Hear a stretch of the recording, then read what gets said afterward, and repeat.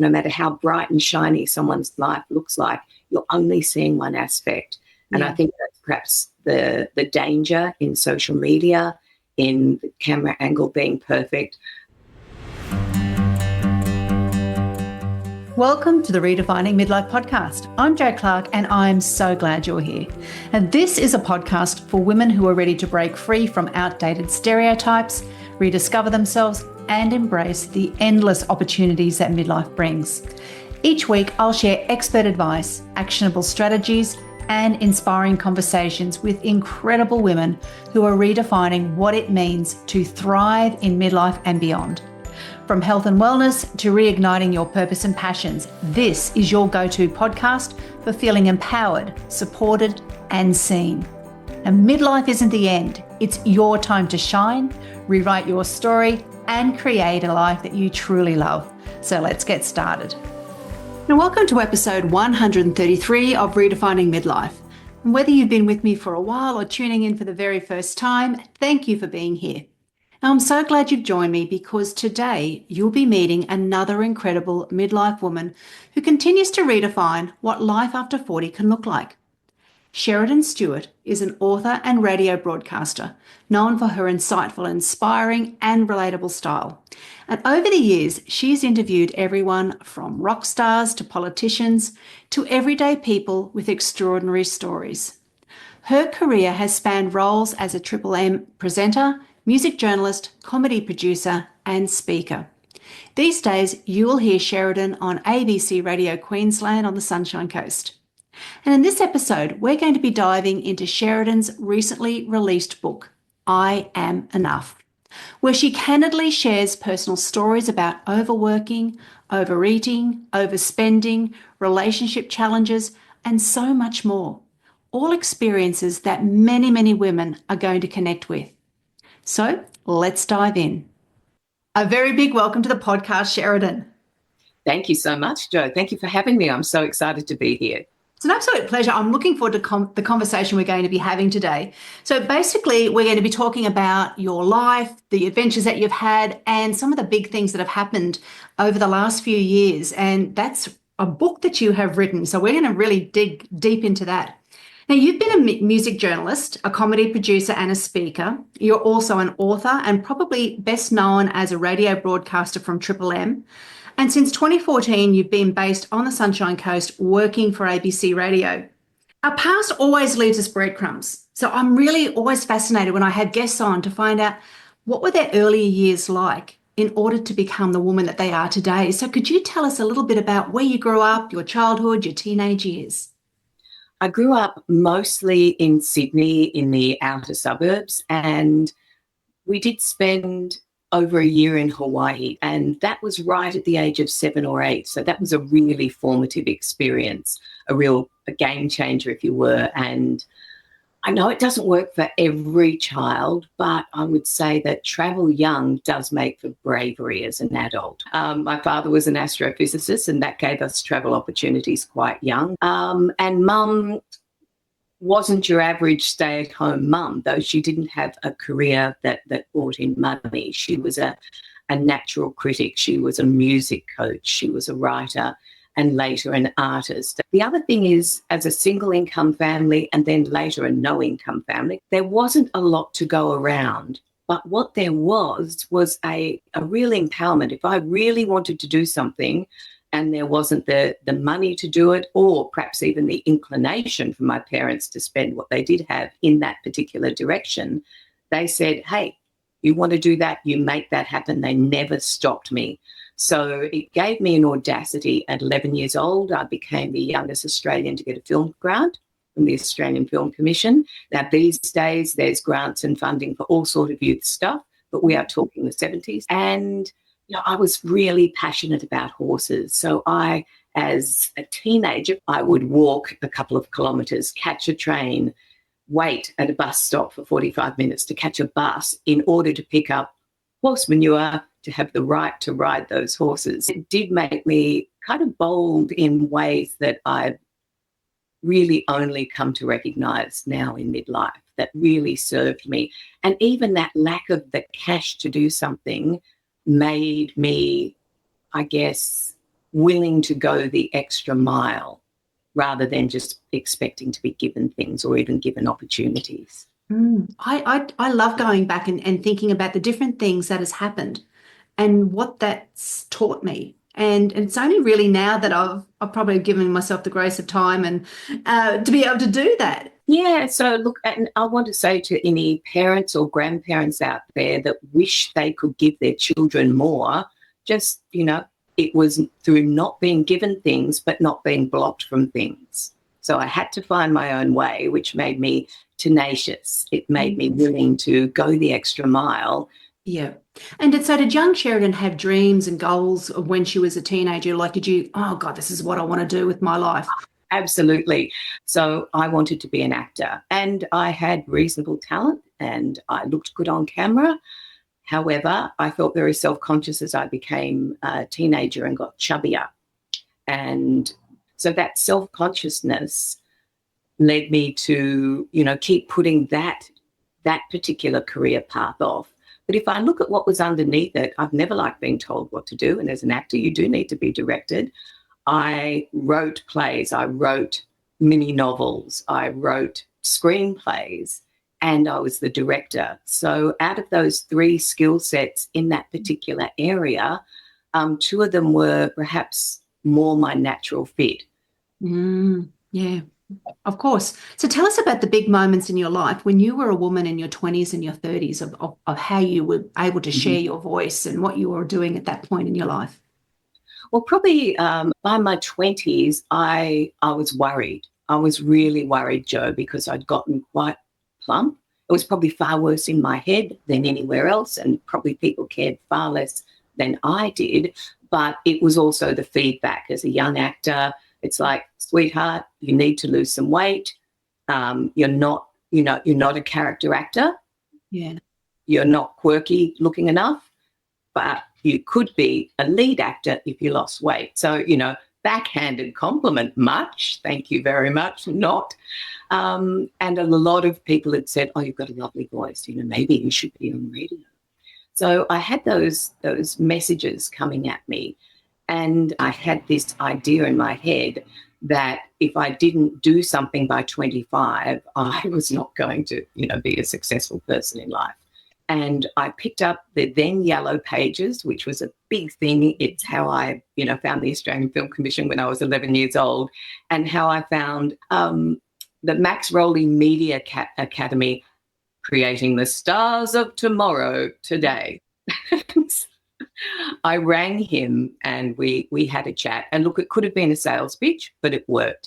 He said, well, there's nothing wrong with your voice. And if you can act, then obviously you can be a voice artist. But I think you'd be really good in radio or television. And from the moment I walked in, I feel completely at home in the medium of radio. Now, Max really wanted me to go for television. So there were 2 things that stopped me doing that. One was that self-consciousness about being overweight. And the other was I could not see a TV show I liked enough to feel that I, aspired to do that. But I fell in love with the medium of radio. So that was a game changer. So what was it about radio that really attracted you? What did you find? Oh my God, this is it. Yeah, I think it was that ability to completely be yourself. And we're talking about the early 90s. And at that stage, there were women at the ABC, but I was a rock chick. It is a natural fit for me. And I did get a job within 3 or 4 months. I was very passionate about it. So therefore, the willingness to put the work in and do what it took really was part of what led me, on a career that has been, fabulous to me and for me. That's it. So tell me about then how comedy producing comes into the picture. That was really good. Well, how and why and, How did all of that come about? So I had pretty much a clear run in radio. I was picked up. I had the dream run. Somebody heard me, offered me, in my first little station at Hits and Memories 2, Jan in Goulburn, and someone from Fox FM, which is, one of the biggest stations in the country, in Melbourne, offered me a job. And I was just on a roll and I met the right people and I had the the right aptitude, I think it's probably the word, for radio, and I did really well until I didn't. And then one day someone came along. In those days, you could just walk into a radio station as a boss and bring your own people in and shove other people out. No one really got in the way of that process, and regardless, I was number one in my position. That was beside the point. He offered me a mid-dawn or suggested perhaps I'd like to do something I was better suited to. Fortunately, I was quite confident at that point. I didn't take it personally, and I was quickly picked up by somebody else. Then, as the millennium changed and the ownership of radio stations changed, my boss at the time, who I'm very grateful to, he said, if you do not multi-skill, it does not matter how popular you are, you will at some point become redundant. I noticed that most of my radio friends that stuck around when I was made redundant were those working in the realm of comedy. So I was in Adelaide at the time where the Fringe Festival is very, very big, and it's become huge. I was attending performances, and I'd interviewed, of course, over the years, a lot of the comedians, and I noticed that whenever they did a group show, like a showcase, it would be lots of men with a token woman. So it wasn't that different to breakfast radio. And I thought, what if we turned that on its head? And I met a group of women who were putting together a showcase. So we created this international showcase of award-winning funny women. And that began a show that I hosted and produced for, the better part of a decade. Well, there you go. Well, that's fascinating. Thanks for sharing that, because it was an odd thing just to read, all of a sudden you're a comedy producer. But it makes total sense now that you've talked us through all of that. So how did you find the time when you were big name on radio? How did you deal with the fame, knowing that your voice is out there, yet your face still may not be as recognisable? Well, it was really interesting because certainly in my Triple M days, so that's a commercial rock station here, what really gave me the context for the first time of what our audience was like was when AC/DC toured for the Australian band, of course. And when I got there, I looked around and everyone was either wearing an AC/DC T-shirt or a Triple M T-shirt. And I thought, oh, my goodness, maybe in my own way, I am some sort of star. And at the same time, again, my weight kept me from taking all the extra opportunities that were available because I felt self-conscious. So, and this, I guess, is why my work is so relatable when I wrote the book, that no matter how bright and shiny our life is at any given point in time, if we're carrying beliefs about ourselves or whatever, no matter how bright and shiny your life is, it's not your whole life. But I like to flip that on its head as well. So even if I'm going through something really difficult, I now go, you know what? It's not my whole life. Very different coming to the ABC. My intellect has to step up and step in because I wasn't trained traditionally as a journalist. I'd come from a background of arts and entertainment and comedy. I had to be able to get across politics and so to anyone who hasn't had perhaps formal training in something, your natural intelligence can rise to the occasion. It's been a wonderful decade with the ABC. Brilliant. Because I love hearing that story. There are so many women who I've interviewed over the last couple of years who haven't gone through the university degree to get yourself to the great job, the big positions. And I just bloody love hearing stories like that, because there's no one way to get to somewhere. And I think we've been sold the idea that you must follow these steps. But, when you make up your own roadmap and you travel along and you have all of these various places that you go to visit and you get this skill and that skill, it can send you onto so many different directions. What's been the thing that you've really loved then about being in the ABC? Obviously, because you can use your brain more. It's probably deeper conversations that you're having, researching and learning about new people, new places. What else is sort of coming up for you as far as your enjoyment in this particular role? The enjoyment factor, if I really drill down into it, it is essentially the listeners. It's just that I get to do that a lot more in the ABC. So when people ask, who did you love meeting Kylie Minogue, Meatloaf, Kiss, Van Halen, whoever. I'll listen to you go. You're able just to rattle those off. Name dropping, boom, mic drop. It's interesting because my favourite interview of all time was Barry Humphries. Oh. And just watching him move from one character to another. So in comes Barry Humphries, just as himself, no makeup, quite a dapper gentleman. And he sits down and he goes into character. And I was working with two quite bolshy blokes, quite blokey blokes, football, sex, drugs and rock and roll. Nice guys, but very blokey.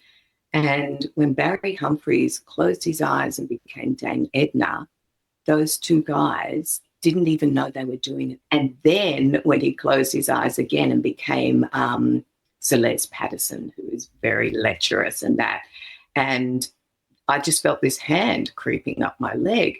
It was so in character. So it wasn't a Me Too moment. And later in the day, there was a big press conference and all sorts of things were happening in Parliament House, and there's a cafe there. And Barry's sitting down. He goes, "Sheridan, would you like to join me for a cup of tea?" And it was like, oh, he remembered my name. The listener I remember from my radio career the most was a woman who rang a couple of weeks after I'd played a song and mentioned a dear friend of mine who had had agoraphobia and social phobia as a young person and had, pushed herself through that enough to travel to the UK with me. And a couple of weeks later, I got a call from a woman and she said, "Oh, Sheridan, when I heard you say that, I went out my front door to the post box for the first time in 5 years because I heard that your friend went overseas and I too have agoraphobia. And I thought perhaps if Sheridan's friend can get on a plane, I can get out my front door." I still get goosebumps talking about it because our words hold so much power. They do have the ability to really harm people. But sometimes we don't even know when we're helping somebody heal. And from that moment on, I realized that radio wasn't just fun. It wasn't just playing great music. It was about connection. Yeah. And it was about the difference that, our words can make. In the ABC, I get to do that all the time. I get to do meaningful interviews. I don't have to squeeze myself into 30 seconds. And I can open the phones and let listeners have their say as well. Stories are so powerful, aren't they? Because it can be a topic that you're talking about, but when you can relate your own story or a story from somebody else, it means then that you're not, the person who's hearing on the other end who's experiencing something similar, they don't feel alone. So let's talk about the book that you wrote in 2023. Your title itself is a fabulous mantra. I absolutely love it. I have enough, I do enough, I am enough. Yeah, those three simple sentences just they get you right in the heart space. And I think that's something that we should say to ourselves frequently, because the whole way of living and being of not enough, that is just such a common story for women. It comes up in conversations that I've had with guests on the podcast, with women that I talk to, with the women that I mentor. And for many of us, I think it's probably in midlife is a time where we can sit back a little bit and just start to question, is that story true? And what can I do about changing that story? Because deep down, you are more than enough. But it's peeling back all of those layers and all of those old stories and behaviors to get to the core of, finding that within yourself.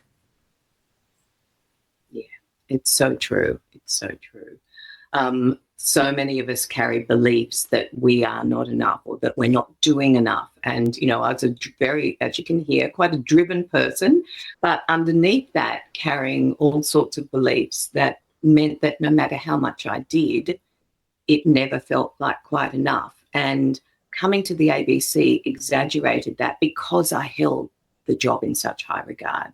I think that combination of caring deeply and being quite driven once it comes to doing meaningful stories, and this got very exaggerated during Black Summer, working through the bushfires, and that also meant being switched on 24 hours a day, That last fire in the official so-called Black Summer of 2019, 2020 was officially declared over, I think, around about 10 days before the first lockdowns of the COVID-19 pandemic. And I remember sitting there thinking, oh my goodness, we could go from bushfires into the pandemic, and what if both cross over? So it could have been even worse. But I went from one style of emergency broadcasting to another. And during the pandemic, there was no one in the radio station, and my producer and I would come in. We'd be the only people in the building, and we're handling the breaking news. And so it was a very, very tricky time. And we get through that, and we go into massive floods here. So Gympie, Lismore, probably the worst hit of those floods. And as we know, most recently, floods again. So it was a form of, I guess, vicarious trauma and a high level of care. In the middle of the pandemic, a new manager came in and changed the programming around. Now, that person had the right to do that. So, no harm, no foul. But I took it very personally because I really cared about the show, and I didn't take it well. For the first time in my life, I took rejection poorly, which I'd always had the confidence that saw me through. And suddenly I realized how other people felt when, why they couldn't always stay buoyant or upbeat when something had come from left of centre and changed the landscape of their life. And my career had very much been the backbone of my life. I love my family, but, it had meant a lot to me. It was where I kind of based my ego and my sense of self, who I was in the world. Part of your identity, isn't it? So my apple cart was upset, and I tried to write it, and I tried to be positive, and I tried to do the new show justice. And, I think I did well, but I wasn't particularly happy. I could do the job, but I didn't like the way my life sat in that time slot. And then in the rest of life throughout the pandemic, I noticed that my weight that I'd fought so hard to get off came back on in a red hot minute. And then my husband, he's still my husband even after saying this, Joe, said, well, if you're so worried about your weight and worried about money, why don't you have a look at how much time you're spending in cafes and restaurants? Yeah. Isn't it amazing? And it takes something like that to put you back in your seat and go, maybe I have a part in this. Maybe I have a part in what's going on. Maybe I'm not just a having a light shone on a part of yourself that you want to ignore or you don't want to accept. It's confronting. Yeah. And of course, I grew up in the cafe culture. We eat, we meet in cafes and restaurants. We go out for coffee constantly. There were years where all the food in my crisper, which a friend of mine calls the rotter, I wrote a chapter about that, would have to be thrown out because, I'd be getting ready to cook a meal and a friend would ring and go, oh, do you want to go out for dinner? We're going to such and such. Off I went. So, and during the pandemic, I felt, quite righteous. It's like, this is the one thing we're allowed to do. We can sit down, take our mask off and share a cup of coffee. But I've also been a little bit of a self-help junkie for a long, long time, like since the 80s.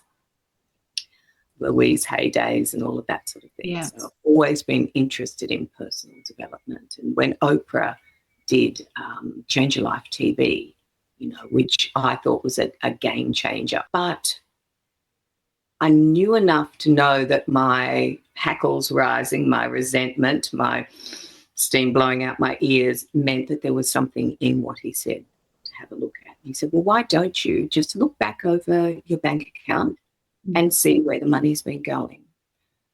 So I looked back 3 months and I categorized everything. And sure enough, there was the food, spending on food. There was also some other habits that I was less aware of.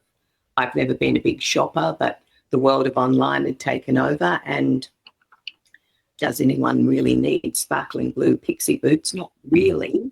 I was also having some money in the bank for the very first time, overcome with generosity. So every charity I stumbled across, I would donate to. Every friend who had a birthday or just was a bit sad, I'd send flowers to.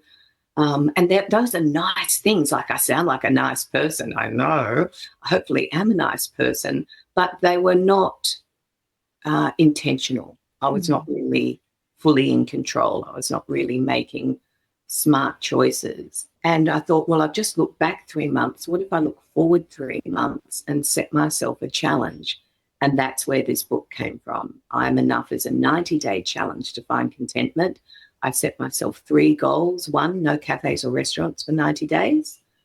The other was no non-essential spending for 90 days. And the other was to go home from work on time, so no unpaid overtime. I failed with the going home from work. And it's setting those boundaries, isn't it? Because that's not a definable thing, and it's so easily... And some roles are more definable than others. And some generations have a natural sense. Like, I note in the younger journalists, they do a very good job. They're super talented. They work hard. But when it's time to clock off, they are out. They're like, who can I hand this over to? I've got to go. I've got a sports game to get to. Parents have better boundaries.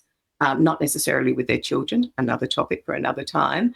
But I think anywhere where we care a lot, we are at risk of losing our boundaries, whether it's about our children and we're, overgiving, or our aging parents who need us, or our career that we love. And I felt that every story was so incredibly important. And, we're understaffed, and the ABC had had budget cuts, and I couldn't leave it to anyone else. I couldn't. I covered that actually in a podcast episode that was released the same week that we're recording. And it was just talking about exactly that. For me, I was a bit of a perfectionist, people pleaser. And it came from a story that, you're good at something, so therefore you got to keep on doing what you're good at. And there's all of these, and again, the origin stories, when you peel back and you can have that, give yourself the time and grace to think about, where the hell did that story come from, and why am I continually behaving like this when it's definitely not serving myself? And it's really looking back into the past. And you make a great point in there when you take the time. So my 90-day challenge wasn't about being really austere or deprivation, or, so the idea is that you press pause on whatever you feel that you would like to, get a little bit of a grip on. But also, what happened in pressing pause, Jo, is the stories that were driving me, what was underneath those habits, began to emerge. And that's where things got really interesting. So, yes, I only succeeded technically in 2 out of the 3, but I would say the area where I so-called failed to, be able to contain myself in the hours that I was working, was the area I had the most to learn from. That's where the people pleaser, the perfectionist, I'm the only one that can do it. And often I wanted to. So what I hear a lot from people, particularly around any form of addiction, whether it's overworking, over drinking, overeating, is, but I like it. Yeah, so what? I needed to apply that type of logic to my job. Yes, in an emergency, we step up. I went through an unprecedented time where it was back-to-back emergencies. Now, normally in emergencies, particularly in emergency broadcast, you're with people through that emergency, informing them of what they need to know to stay alive. Then you're with them in what they need to do, to rebuild. And there come the beautiful stories and some happy endings and some recovery. It was relentless. And suddenly it's not enough to be a radio broadcaster. We have to have digital stories and be able to put things up on social media. So we get stretched a long, long way if we let ourselves apply that perfectionism of just doing a good job in one area to suddenly having to do it in everything. Yeah. And, if you're doing that and you're trying to be the perfect wife as well, or the perfect parent, it's perfectionism and comparison are the 2 things that will get us in trouble every single time. Absolutely. And you covered some of these really big topics in your book that you're talking about now: the overworking, the overeating, the overspending, friendship, death and loss, burnout, changing negative beliefs, body image, health and red flags, and enhancing joy, fun and pleasure. Now, they're all things that every single one of us have come across in our own lives. And, there's no doubt negative experiences, but we often do so little about changing them because it's bloody hard. It is hard. Focus on these changed your life. Like, for those of us that think we have to do it all on our own, that is part of the problem too. Absolutely it is, yes. Not seeking support, friendship. I've had friends go through things and I found out about it years later. I had no idea they were going through it. They were putting on the brave face and getting on with the world and being successful. And, the reality is no matter what, no matter how bright and shiny someone's life looks like, you're only seeing one aspect. And I think that's perhaps the danger in social media, in the camera angle being perfect. I do a lot of no makeup selfies, or I will do no makeup, no lighting, just out and about in the world. And part of it is just for me, because it forces me to look at what I look like at this age and stage of life. I can also go do a photo shoot and have this beautiful, glamorous photograph where people go, oh my gosh, you look like you're only 30. And it's like, no. This is what 60 looks like. When we do comparison, we tend to be comparing ourselves to an aspect of someone's life that they're showing you, that snapshot of perfectionism. But writing this book, you listed all the things I go through. Probably the thing I'm most proud of is its relatability. It reads easily. People can tear through it as quickly as they like. Some people do the book in a way that they do the challenge with me. Others read the book with the intention of going back and doing the challenge. The feedback from people who said, Sheridan, this could be about me. I feel like you wrote this for me. I felt like a friend was talking to me. That's what I aim for on the air. That's, hearing that's come across in my written word as well, in the most enriching, uplifting, joyous. It just fills me with gratitude. Well, there are so many similar life experiences that many of us will go through. And I think we both sing from the same songbook with a number of the themes. And I wrote down, as I was reading, I was writing down takeaways that for me came up. So these are particularly pertinent, for women in this stage of life as well. And I'll list through the ones that I wrote down. The importance of taking a good hard look at yourself. That change can and usually does feel uncomfortable at first. Focusing on taking small steps consistently creates change. The power of habit stacking, that old stories and behaviours can be changed. That we're personally the ones in charge for the way we respond to events. To give yourself the grace of time and space, and that you aren't going to be everybody's cup of tea, and that's okay. And to nurture the relationships that are important to you. So it's always, another example of another woman talking about it, giving her life experiences, and this is what you can do. Which ones do you think are so hard for women, and why do you think that might be the case? I think aging is hard for women. I think we have a history of being made to feel that we are only valuable if we are capturing the attention in the earlier, there used to be the female spirituality, maiden, mother, crone. So, they were three very clearly delineated phases of life. And I would say there's four. There is maiden, mother, queen, and crone. Yeah. So we don't go straight from parenting to grandparents. We're living longer. If you think back to how our grandparents dressed by my age, they look like old people. We live in this time now where we are so lucky that we have options. We have so much more choice in how we show up in the world, how we present ourselves, how we choose to be seen, and how we choose to see ourselves. The amount of women who've said to me, oh, but I've become invisible. It's like, no, you haven't. You now have a choice about your visibility.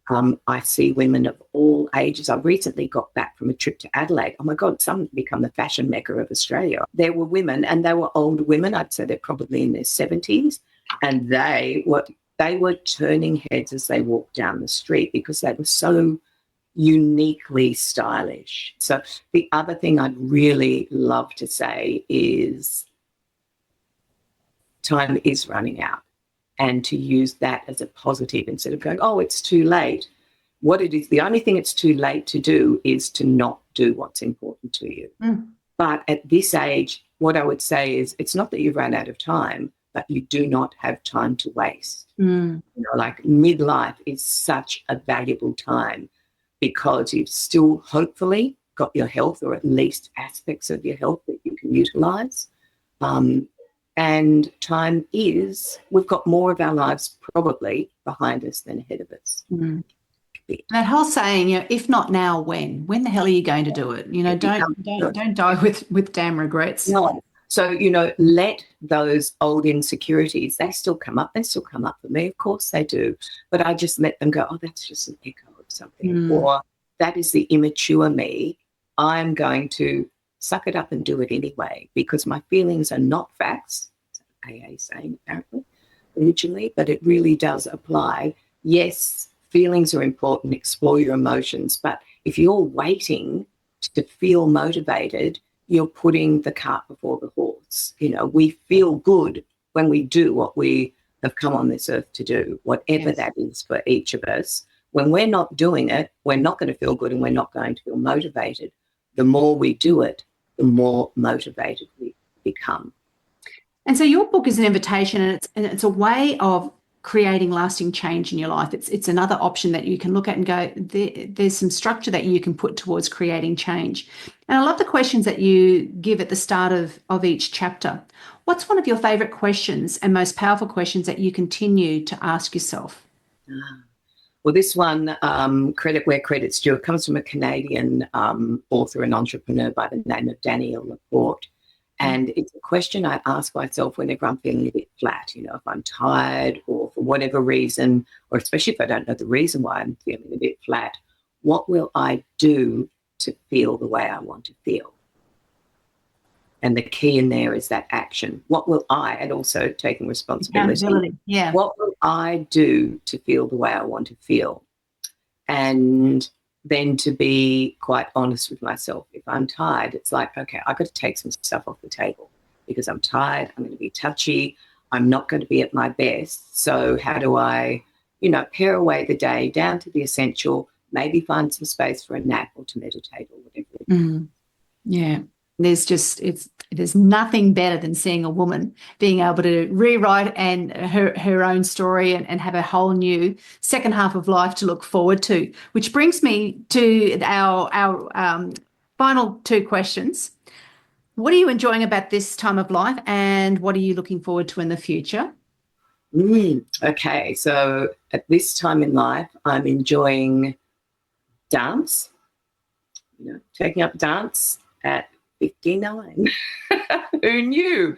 And I absolutely love it. I do something called No Lights, No Lycra, where you dance in the dark for an hour. So it doesn't matter what you look like, doesn't matter how uncouth you are, doesn't matter what you're wearing. It is hilarious and fun. And no, you don't, but your eyes adapt and you can see the shapes of other people, but you don't see the detail. And therefore you can just be in the joy of the movement and the music. And from there, I've found, you know, some other programs where I dance for 20 minutes every single morning. So I'm absolutely loving that. I am increasing joy. That is one of my key values. So there was those personal goals, professional goals, they're all still there. But on a daily basis, how can I bring more joy into what I do? Because if I'm more joyous and confident and enlivened, then that has a flow-on effect to my listeners, my readers, my husband, my poodle, you know, everybody, my friends. That's right. Everybody. So. The ripple effect is huge. And my final question then is, what do you hope 80-year-old Sheridan will say about current day Sheridan? Sweetheart, you were just getting started. Love it, love it, love it, love it. Well, Sheridan, thank you so much for the time that you've taken today to share your story with the listeners, and also just giving us some incredible life advice that inherently I think we've heard before and we know is to be true, but to put things into practice, knowing is one thing. What action happens, you know, the real change is when you take action on some of the things that you know really you should be doing. So thank you so much for the book that you've written and for all the work that you do for women around Australia and, in fact, now internationally, because your book is international. So thank you. Thank you, Joe. And likewise, giving voice to us all in midlife and validating this time of life, this queen phase, Yes. Yes, let's get that crown firmly on our heads. Absolutely. Absolutely. I've got some right here. I have no doubt that you do. Thanks so much, Sheridan. Thanks so much for spending your time with me today. I hope you feel inspired to make the next chapter of your life the best one yet. And remember to share this episode with someone else who would love it, and connect with me on Instagram or LinkedIn at Joe Clark Coaching. All the links and the details from today's episode are in the show notes or at joeclarkcoaching.com. And if you enjoyed this episode, please follow or subscribe this show on your favourite podcast app and leave a 5-star rating and review. This helps more midlife women find these empowering conversations. I can't wait to chat with you next week. Until then, take care and keep creating a life that you love.